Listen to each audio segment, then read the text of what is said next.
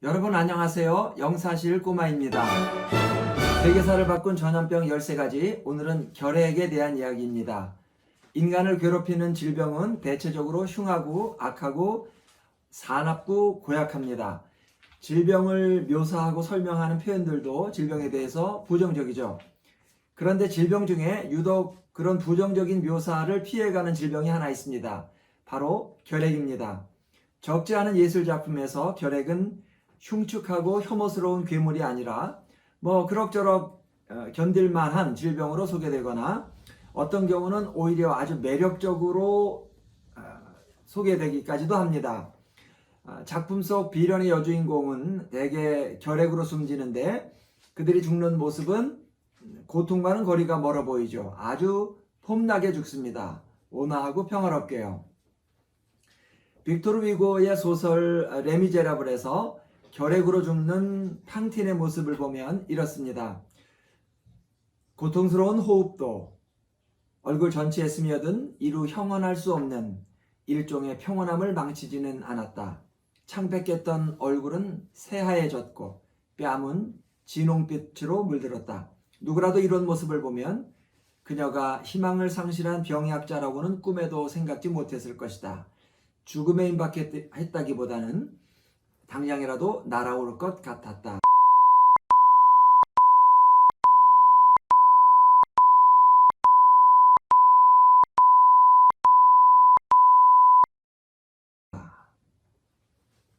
이 책의 저자인 제니퍼 라이트가 지적하는 점이 이제 바로 그 부분입니다. 결핵에 대한 이런 식의 그 미화되고 완곡한 표현들 때문에 19세기 사람들은 결핵을 별로 무서워하지 않았다는 거죠. 과거의 사람들은 결핵에 걸리면 죽기야 하겠지만 안락하게 죽게 될 것이고 죽기 전까지는 오히려 창백하고 섹시해지리라는 생각까지도 했다 그럽니다. 단 그렇게 느끼지 않은 사람들이 있었답니다. 누굴까요? 바로 결핵 환자들이죠. 여기서 저자는 결핵으로 죽은 19세기 영국의 낭만주의 시인 존 키치의 경우를 예로 듭니다. 존 키치의 친구 중에 조지프 세번이라는 사람이 있었는데 세번은 존 키치가 죽기 한 달 전에 또 다른 친구인 찰스 브라운에게 편지를 한 통 보내면서 그 편지에 키치의 병세에 대해서 이렇게 씁니다. 보통 아침에 기침을 할 때 5번 많은 피를 토한다네. 하지만 위장에 비하면 그나마 나은 편이지. 아무것도 소화시키지 못했으니까. 매일 밤 내내 그리고 낮의 대부분을 극도로 끔찍한 고통 속에 있네. 위장이 부풀어 오르는 바람에 계속 배고픔을 느끼는데 음식물을 조금 섭취하고 나면 피와 함께 토해내곤 한다네. 온갖 절망으로 상상력과 기억은 모든 공포의 이미지를 표출하는데 너무 강해서 밤낮으로 그의 지성을 걱정한다네. 저자는 바로 이런 것이 결핵으로 죽는 것이다 이렇게 말합니다. 결핵으로 죽는 것은 멋지지도 평온하지도 않은 것이고 세상에 좋은 죽음, 멋진 죽음 같은 것은 없다 이렇게 단호하게 잘라 말합니다. 자, 결핵이라는 병이 사실은 이렇게 섬뜩하고 피비린내 나는 질병인데 그런 병이 어떻게 해서 환자를 아름다운 천사로 만들어준다는 평판을 얻게 되었을까요? 제니퍼 라이트는 이미 오래전부터 의사들이 결핵 환자의 상태를 기록한 글을 보면 환자가 뭔가 매력적인 모습을 연상시키는 표현들이 많았기 때문이다 그렇게 말합니다. 그러면서 1세기 의사인 아레타 에우스라는 사람이 결핵 환자의 상태를 기록한 글을 소개합니다. 가느다란 코는 끝이 뾰족하고 불그스름한 뺨이 튀어나왔으며 옴팍 패인 눈이 반짝반짝 빛난다. 영락없이 소설 여주인공 같죠? 하나 더 볼까요? 이건 18세기 의사의 기록인데요. 목이 길고 쇄골이 날개처럼 돌출되어 있고 좁은 흉곽이 눌려 있고 얼굴이 맑으면서 발그레하고 뺨과 입술이 순수한 빨간색을 띠고 모든 혈관이 매우 가늘어 속이 거의 비친다. 이쯤 되면 오히려 결핵에 걸려보고 싶다는 생각이 들 정도입니다. 결핵이 이제 매력적인 질병으로 비춰지게 된 또 하나의 이유가 뭐냐면 종교적인 이유인데요. 결핵 환자가 대체적으로 마르고 창백합니다.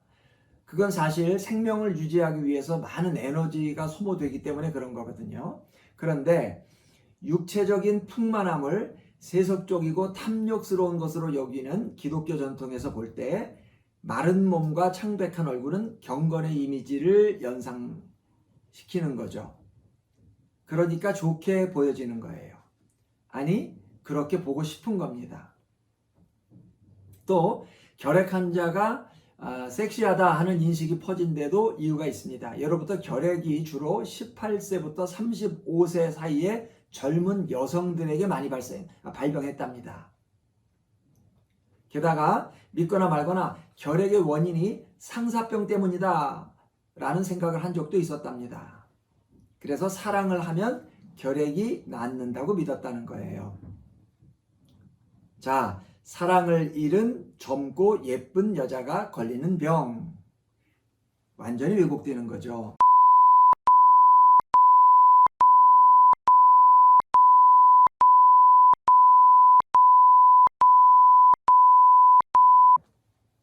그래서 18세기 후반부터 19세기로 넘어가는 무렵에는 결핵에 걸리지 않은 여자들도 결핵 환자처럼 보이고 싶어서 결핵 환자 코스프레를 하고 다니는 게 유행이었답니다.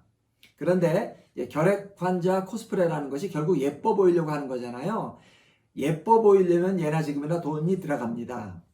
그래서 결국 이런 현상으로 인해서 결핵이라는 질병에 대해서 또 하나의 왜곡이 발생하게 되는데 어떤 왜곡인가 하면 결핵 관련 정보나 치료법이 거의 다 부자들의 결핵 치료법에 집중된 겁니다. 예를 들면 기후가 온화한 지중해 지역에 가서 휴양을 하세요. 조용하고 공기 좋은 산속 요양원에 가서 안정을 취하세요. 또 심지어 어떤 사이비는 플로리다로 가서 휴양을 하라는 것까지는 좋은데 거기서 악어 사냥을 하라는 말까지 했다 그럽니다. 지금도 그렇고 제가 어렸을 때 많이 들었던 말도 이제 폐병은 잘 먹어야 된다. 고기를 많이 먹어야 된다. 그런 말 했습니다. 물론 따뜻하고 조용한 곳에 가서 요양하고 고기 많이 먹어서 단백질 충분히 섭취하고 그러면 결핵에 도움이 되는 것은 사실이죠. 그러나 결핵은 이제 부자만 걸리는 병도 아닌데 가난하고 힘없는 결핵 환자들이 상대적으로 무관심 속에 방치되거나 가난한 환자들이 병에 대해서 절망하게 만드는 것은 문제죠. 여기서 이제 본문의 한 구절을 인용해 봅니다. 결핵을 그런 식으로 부유함이나 아름다움과 연관을 지어서 생각하다 보면 결핵이 세균에 의해서 발생한다는 사실을 잊기 쉽다. 세균은 뇌가 없다. 선택하지 않는다. 누구든지 마주치기만 하면 먹잇감으로 삼는다. 아름답든 추하든 부유하든 가난하든 현명하든 임기응변에 능하든 세균은 인간의 성격이나 수입을 따져가며 침투하지 않는다. 자, 이제 이 책의 부제처럼 결핵과 싸운 영웅들이 여기서도 소개가 돼야 되겠죠.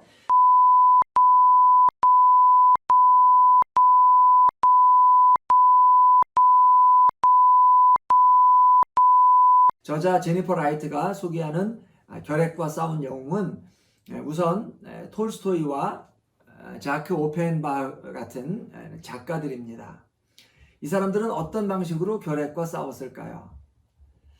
여러분, 저자가 이 결핵이라는 챕터에서 제기한 이슈가 뭐예요? 병을 미화한다는 거잖아요. 저자가 보기에 톨스토이와 오펜바흐는 자기들의 작품을 통해서 결핵을 미화하는 그 당시 사회 분위기에 도전을 한 겁니다. 그러면서 저자는 톨스토이의 유명한 작품 안나 까레니나의 한 장면을 예로 듭니다. 거기서 결핵을 묘사하는 장면은 정말 그야말로 얼음 쏜 것처럼 사람들의 정신을 확 깨게 만드는 그런 묘사죠. 불순물로 가득한 숨막히는 공기 속 낡은 침대 위에 몸뚱이 하나가 누비이불에 덮인 채 누워있다. 한쪽 팔은 이불 위로 나와 있고 거대한 손목이 팔에 가늘고 기다란 뼈에 용케도 붙어있다. 땀에 젖은 관자놀이 위에 듬성한 머리털, 아편의 힘으로 간신히 눌러놓은 통증. 점점 더 극심해지는 고통은 그를 집어삼키고 죽을 채비를 시켰다. 어떤 자세를 취해도 아팠고 통증이 느껴지지 않은 때는 단 한순간도 없었으며 팔다리든 몸통이든 어디 한 군데 통증과 고통을 유발하지 않는 부위는 없었다. 실제로 톨스토이의 형제들이 1856년과 1860년에 결핵으로 죽는데요. 결핵에 대한 이런 신랄한 묘사는 아마 자신의 경험에서 나온 것이라고 봅니다. 물론 톨스토이나 오펜바흐 같은 사람들이 결핵의 실상을 알리기 위한 목적으로 그런 작품들을 쓴 것은 아니죠. 그러나 당시 사람들이 외면하고 싶어하는 인생의 섬뜩한 면을 자신들의 작품 속에 은밀히 집어넣어서 사람들을 계몽한 거죠. 제니퍼 라이트가 보기에 이것도 결핵과 싸운 한 가지 방식이라고 보는 겁니다. 이어서 제니퍼 라이트는 몇몇 영웅들을 간단히 소개합니다. 결핵을 일으키는 간균을 발견한 독일의 세균학자인 로베르트 코흐를 소개하면서 로베르트 코흐의 의학적인 발견으로 인해서 결핵과 관련된 로맨틱한 허구들, 섹시함이라든지 부유함 같은 것들이 더 사라지게 됐다, 이렇게 말합니다. 그 다음에 저자는 미국의 작가인 업턴 싱클레어라는 사람을 소개하는데요. 싱클레어가 기여한 부분은 결핵은 부자의 병이 아니라 오히려 가난한 사람이 걸린다는 것을 드러낸 데 있다라는 말을 합니다. 이렇게 이제 의학적으로 또 사회적으로 다방면으로 많은 사람들이 노력한 결과 결핵은 상류계급 특유의 질병이 아니라 막대한 공중보건 문제로 대대적인 인식의 전환이 이루어지게 되고 결핵 및 흉부질환 진료소 같은 전문 치료기관도 생겨나게 되고요. 프랑스 같은 경우는 결핵과의 전쟁을 선포하고 위생심의회 같은 정부기관도 설치하는 등 결핵 퇴치에 박차를 가하게 됐다고 합니다. 그리고 백신 요법도 많이 이제 개발이 돼서 1921년에 나온 BCG 백신은 현재까지도 사용이 되고 있다고 합니다. 저자는 이렇게 말합니다. 다행스럽게도 현대인은 결핵이 멋진 은총이 아니라는 것을 알고 있다. 결핵에 걸린 여성을 보고 이렇게 창백하고 날씬할 수가 있나. 저 튀어나온 쇄골, 빤히 들여다보이는 핏줄, 결혼하고 싶어 라고 생각하는 사람은 없다. 치명적인 질병을 적극적으로 미워하는 경향이 적어도 경미하게나마 약해졌다는 사실은 인류가 한 걸음 나아갔다는 증거다라고 말하고 있습니다.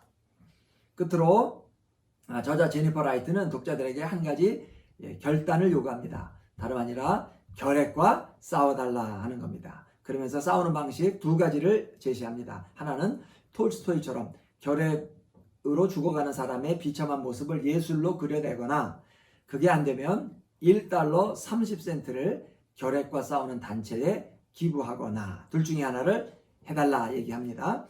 만일 후자를 택하겠다면 좋은 단체를 하나 소개하겠다 그렇게 말합니다. UN 산하 결핵퇴치 국제협력 사업단이랍니다. 참고로 현재까지 우리나라의 결핵 발병률과 사망률은 OECD 국가 중 1위랍니다. 오늘 여기까지 하죠. 영사실 고마였습니다.